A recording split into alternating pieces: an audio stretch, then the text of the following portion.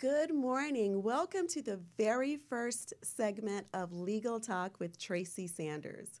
So, this production has been about 2 years in the making, but we finally made it here. I cannot begin to discuss my topic for today without first thanking my engineer, and also I want him to be my manager, Mr. Tony Sweet.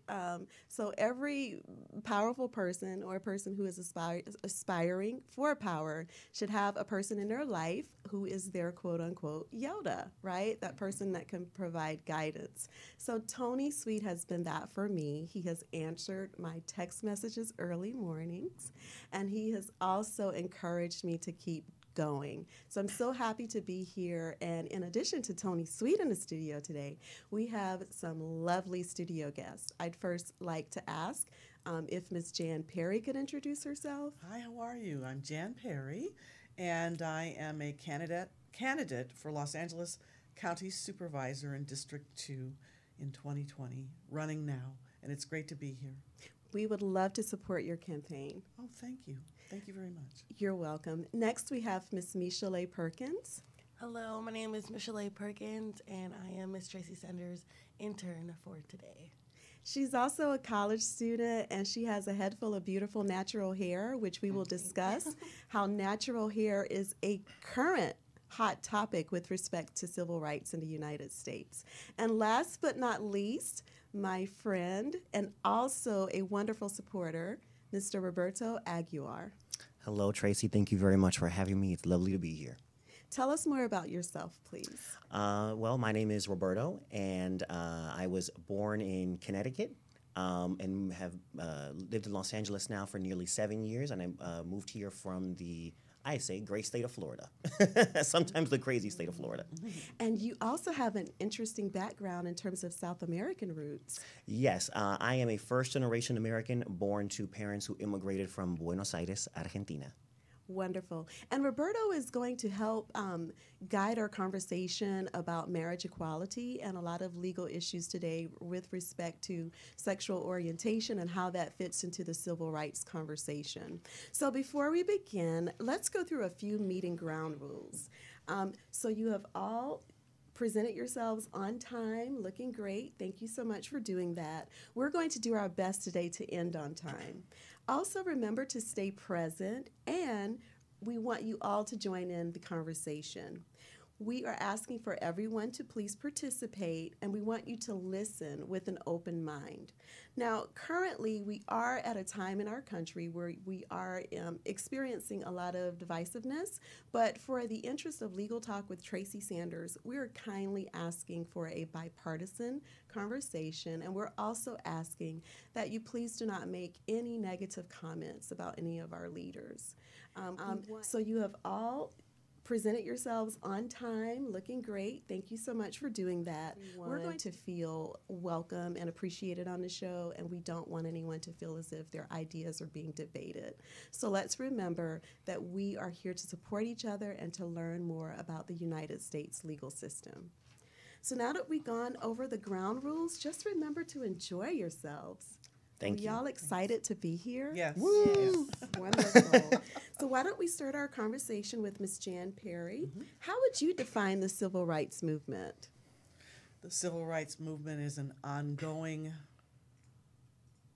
process, a social movement, the change, the transformation in our society. I just finished a book about Dr. Martin Luther King Jr., and it's about giving people opportunity. And he had a long discussion in there about economic justice versus economic parity.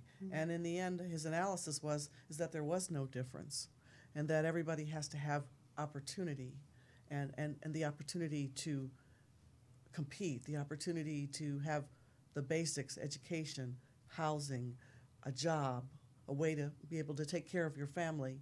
And these problems are still, these issues are still here, and we have made progress in some ways, but the incredible thing about the times in which we live now is it's almost like a bookend to what we went through as I saw with my parents in the 60s.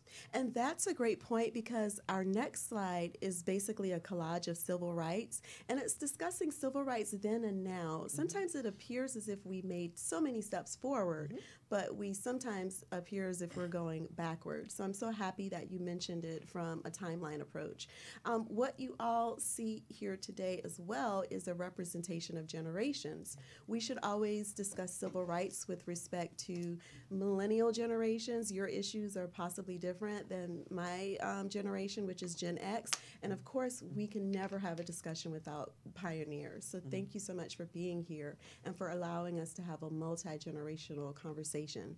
And with that being said, I'd like to ask Michelet. So Ms. Perry mentioned Martin Luther King and his readings and what he stood for as our leader.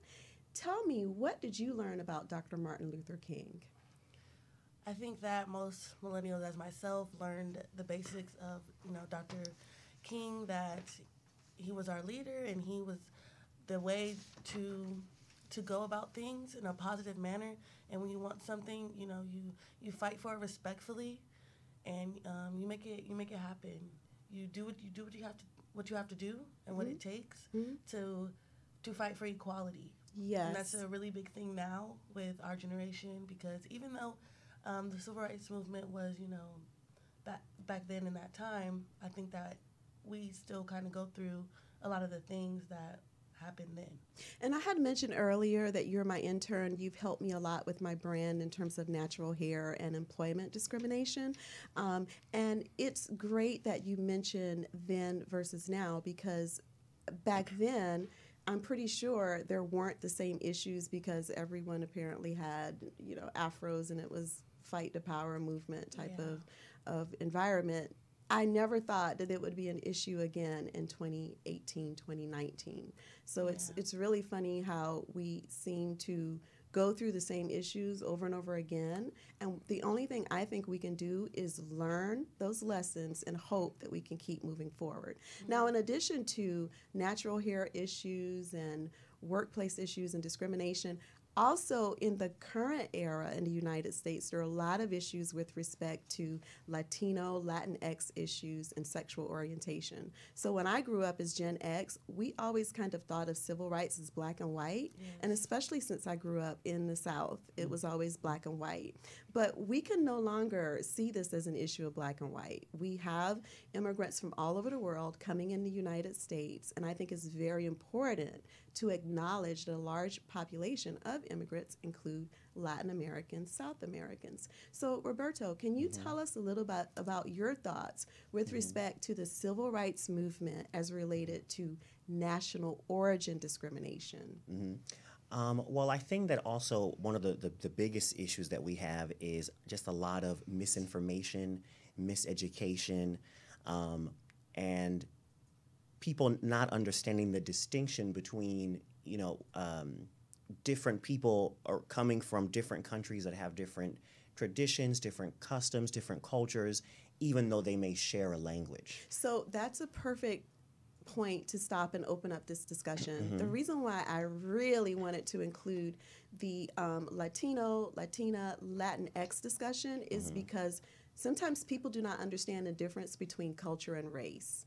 So Absolutely. Historically, Title VII of the Civil Rights Act of 1964 included a discussion of race as a protected class. So race has historically been biological, genetic background and makeup, right?